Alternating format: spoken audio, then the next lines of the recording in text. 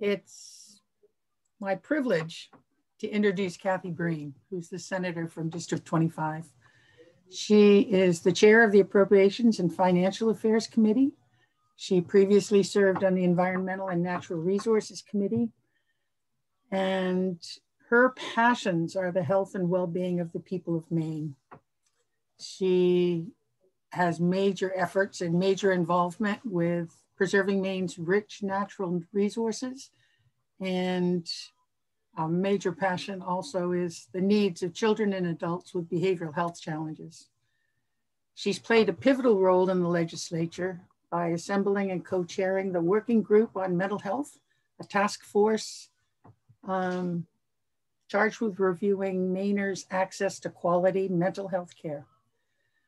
I don't know how many of you remember the election of 2014, but Cathy had a very challenging adventure with her opponent, who was declared the winner and seated in the legislature. And then after a recount, he left and Cathy was officially seated in the Senate, in the legislature. I remember her welcoming me to the legislature when I came in a special election that next March, saying, "I'm so glad I'm not the new kid on the block anymore." So please welcome Cathy, and it's good to see you again. Penny, thank you so much. What a lovely introduction. And it's really nice to see you and everybody here. I want to thank you for inviting me. I admire all the work that your organization is doing. It aligns very much with my values. And I feel very honored to be with you this morning. So thank you very, very much for inviting me. As Penny said, I serve in the state Senate. I represent 6.5 communities in Cumberland County in the Maine Senate.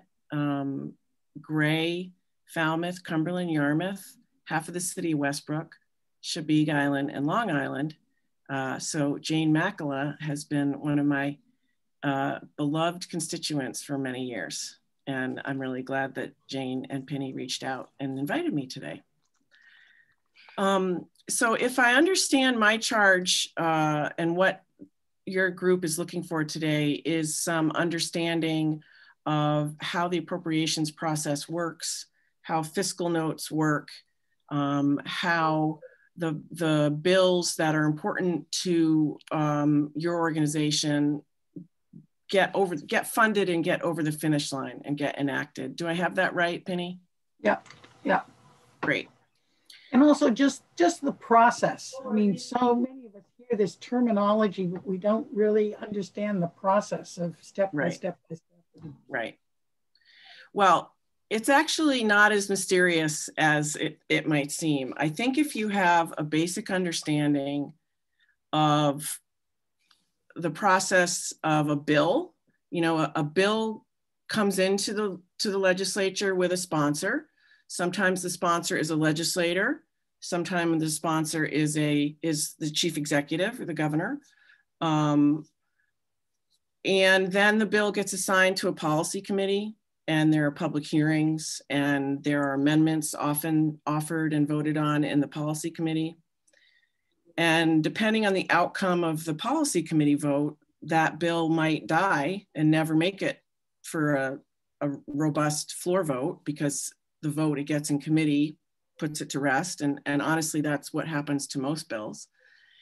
In other situations, when the bill gets a robust committee vote and is headed to the floor and is going to have votes on the floor, what happens is it gets referred to the Office of Fiscal and Program Review, which is the nonpartisan professional office that staffs the Appropriation Committee.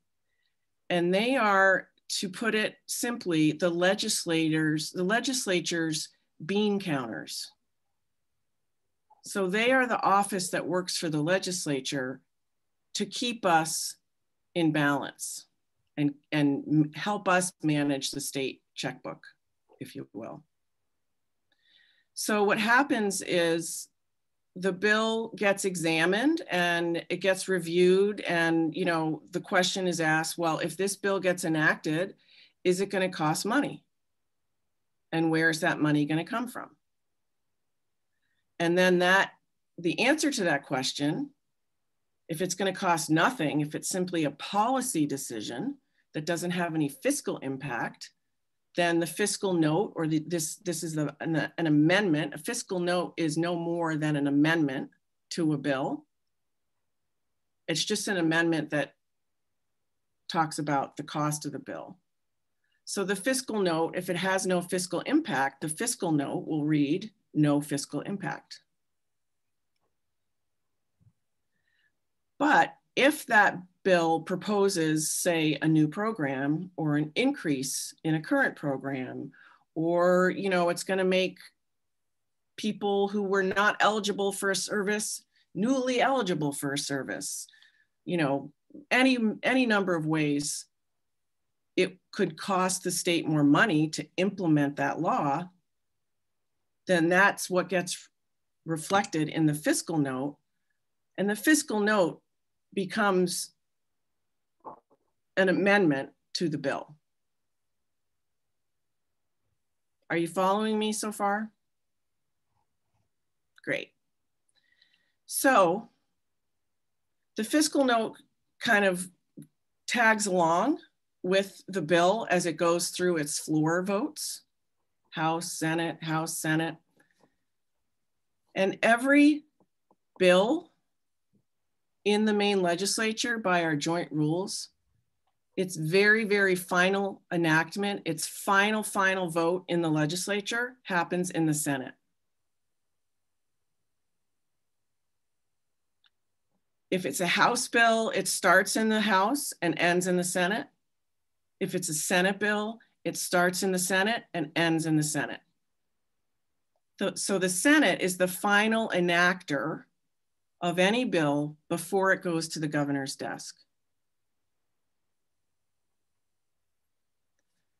So it goes through 99% of its process, House, Senate, and then anyone that has a fiscal note with dollars in it before final enactment, I stand up in the Senate and I say, I move that this bill get placed on the special appropriations table. And the special appropriations table is a fictional table. It is no more than a parking lot for all the bills with price tags on them. And so as the session goes by, some bills will get enacted and go to the governor's desk without going to the appropriations table because they don't have a fiscal note. I'm trying to think of an example. Say these bills on, you know, these horrid bills on transgender kids in sports. I mean, God forbid if any of those were going to pass, which they won't. But, you know, that's a policy decision that would not cost the state of Maine money either way. So, you know, if it's a pure sort of non-financial policy decision that has no fiscal impact, then it does not have a fiscal note that requires it to go to the appropriations table. So some bills will just get enacted without going to the table, but the bills that have a price tag will come to the table and they will get lined up. I mean, they literally appear on the Senate calendar, and the back page of the Senate calendar, the list gets longer and longer and longer as the session goes by, LD, whatever, you know. And last session when we adjourned, we had, you know, I don't know, 200 or 300 bills on the appropriations table. So they sit there until the end of the session, and that's because we usually decide the budget at the very end of the session. We negotiate the budget bill all through the session. The governor presents the bill, my committee has public hearings, we have amendments and negotiations and amendments and negotiations, And when we finally finish our budget work, we have a little bit of leftover money that gets divvied up to each caucus.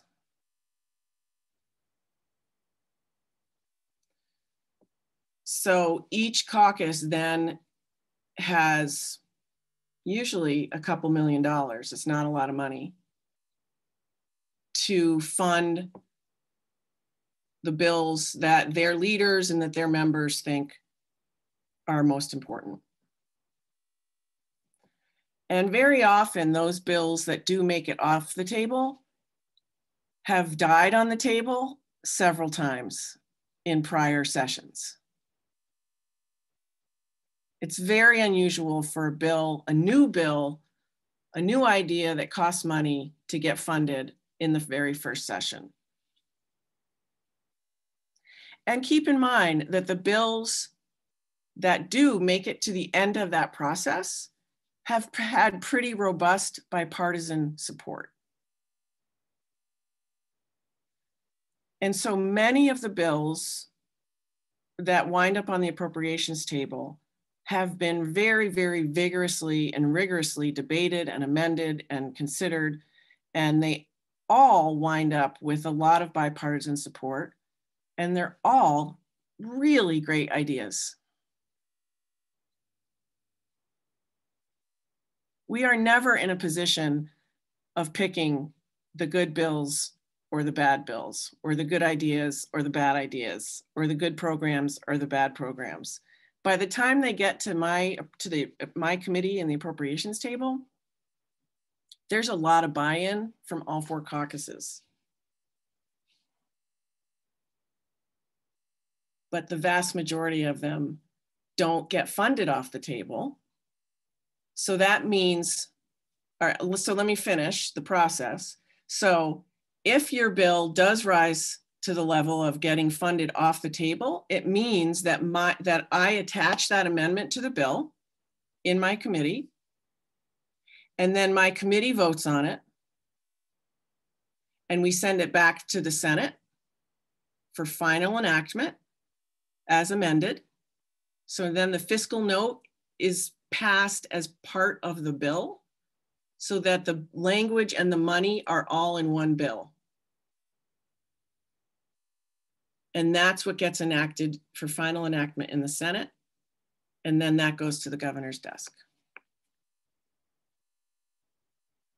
So what happens is the bills that are sitting on the table that don't ever get off the table, they are awaiting final enactment and awaiting amendment that just never happens. So they die a silent, painful death. And then they often will get reintroduced the next session. And then the sponsors will sometimes, try to find other money or try to, amend it so that it maybe doesn't have such a high cost, or, there's ways, when the bill comes back the next session to try to potentially lower the fiscal impact. So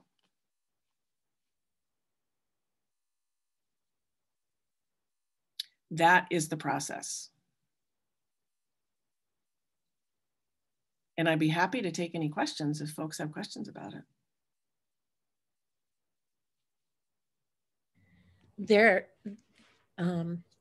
Thank you, Cathy. This is Trudy, and people have been sending me a few questions. The first question came from Rick Davis, and he asks, what does it mean in committee? What is a robust vote? He asks, is it a unanimous no vote? Is a unanimous no vote required to kill a bill in committee? So every committee is made up of 10 representatives and 3 senators. And depending on the population of the 2 different chambers, which party is in control of the chamber, they will have the chair positions in those committees. But one of the interesting things about Maine is that every bill gets a public hearing, every bill gets a committee vote, and every bill gets a floor vote. So when I say a robust committee vote, I mean that pretty much 13 of those people on that committee have supported it. And that means that it's a bipartisan and bicameral good idea. There is something in the Senate we call the 3-senator rule, because if the 2 senators from the majority and the 1 senator from the minority vote against a bill in committee, then it's dead in the Senate. So you could have the bipartisan House agreement. You could have the Republicans in the House and the Democrats in the House. You could have all 10 representatives support something. But if all 3 senators don't, then it's usually dead. But another robust committee vote could be, you know, the 2 senators, if the majority party support it, and it gets a really good vote in the House bipartisan, you know, that means that it'll stay alive in the Senate, it'll stay alive in the House. But if it shows up in the chambers after the committee vote, if it shows up 13-0, then it just goes under the hammer. We don't have any debate. It just is dead. It gets a vote, but not a roll call, or, you know, it just gets a under the hammer vote.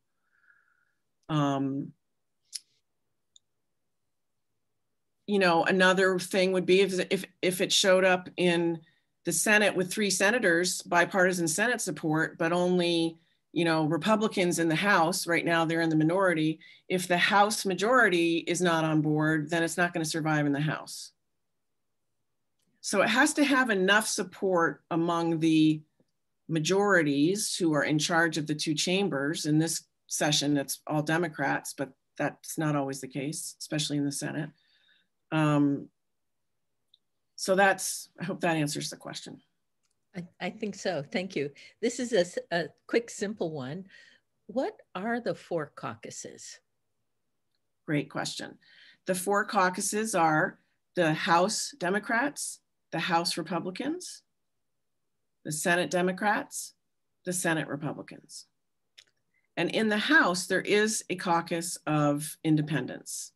I think there are 4 or 5 of them. And they have very little in common except that they're independent. They go from far left to far right and everything in between. But there is a House Independent Caucus.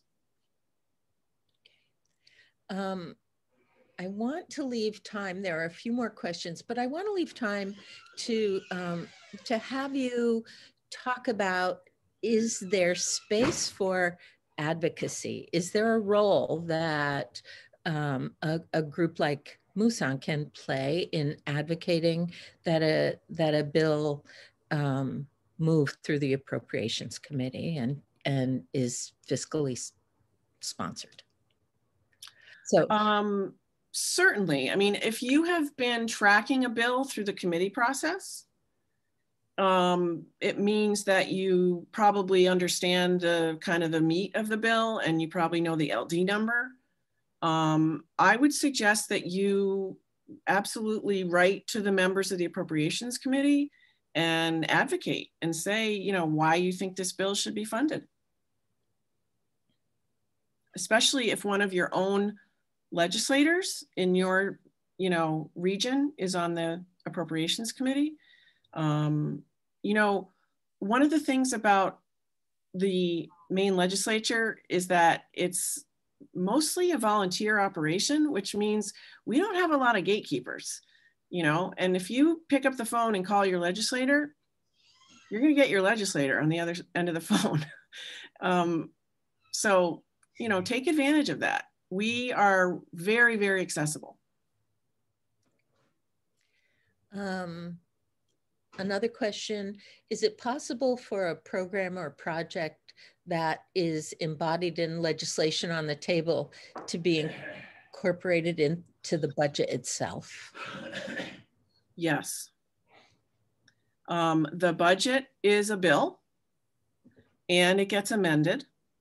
And sometimes bills can get incorporated as an amendment into the budget. That can and does happen.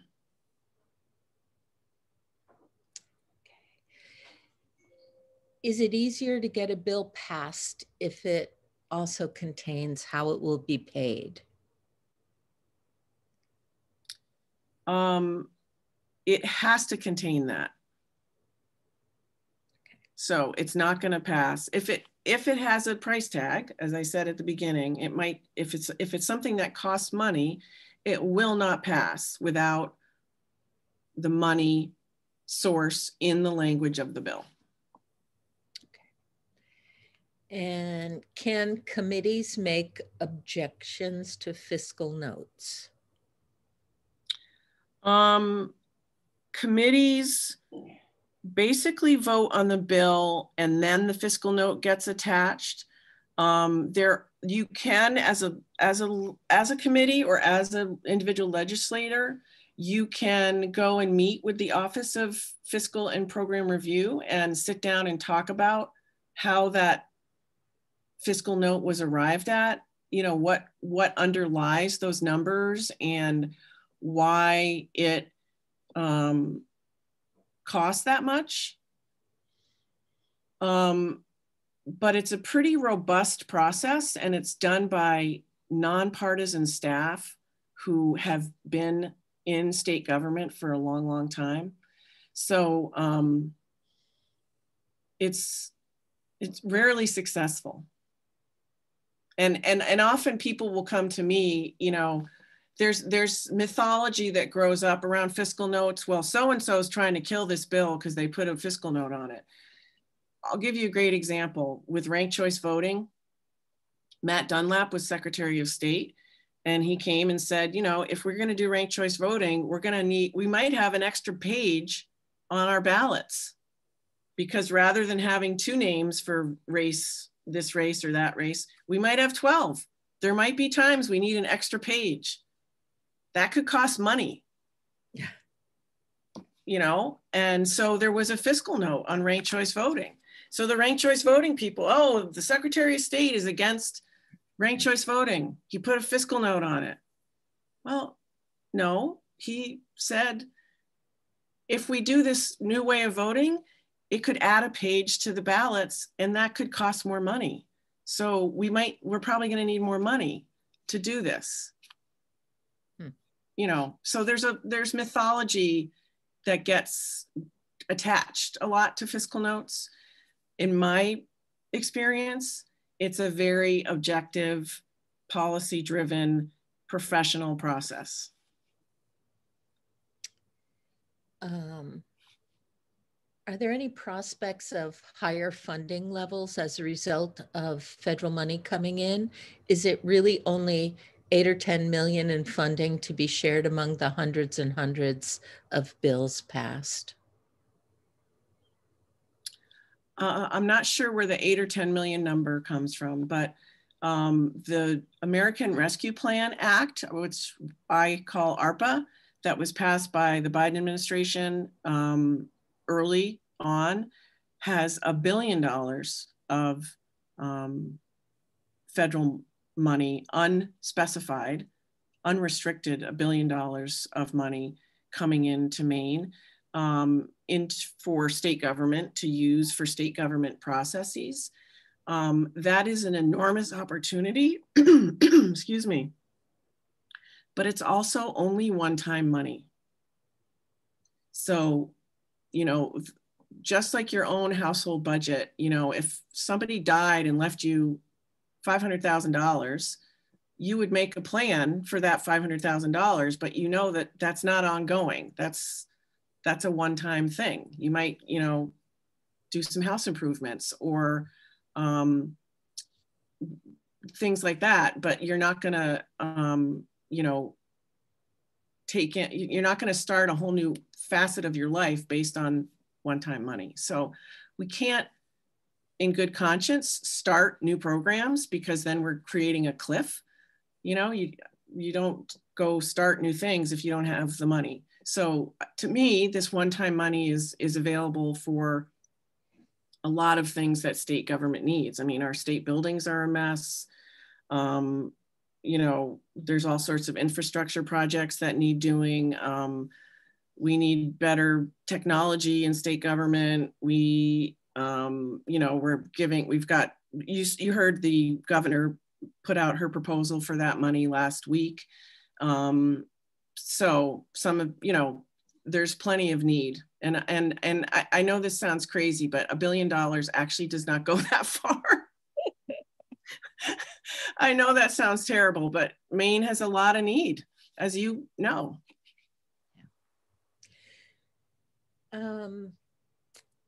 If you want to get a bill incorporated into the budget, who would we contact, the governor or the AFA?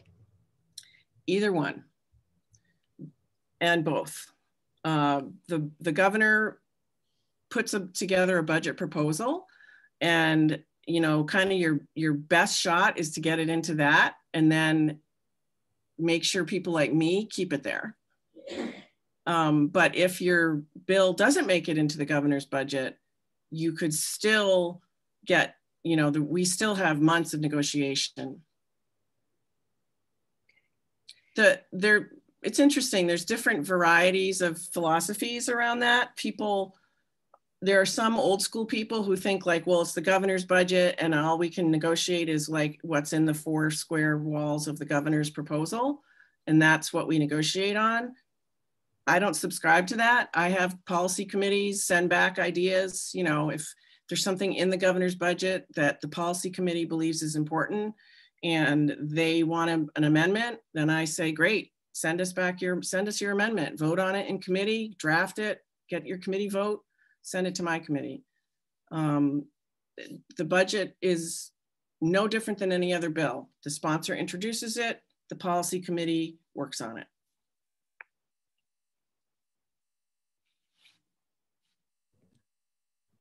One final question, and then we're out of time, but we've had some great questions. How do we learn of an AFA decision to fund a bill? The bill will get finally enacted and go to the governor's desk. So if the bill passes, the governor signs it, then you can be assured that it got the funding that it needed. If you want to track the bill, I'm sure Penny could show you the links online where you can track it by LD number, and you'll see the various steps it goes through, including it's been referred to the appropriations table. And then after we adjourn, if you go look up the bill, it'll say it died on the appropriations table.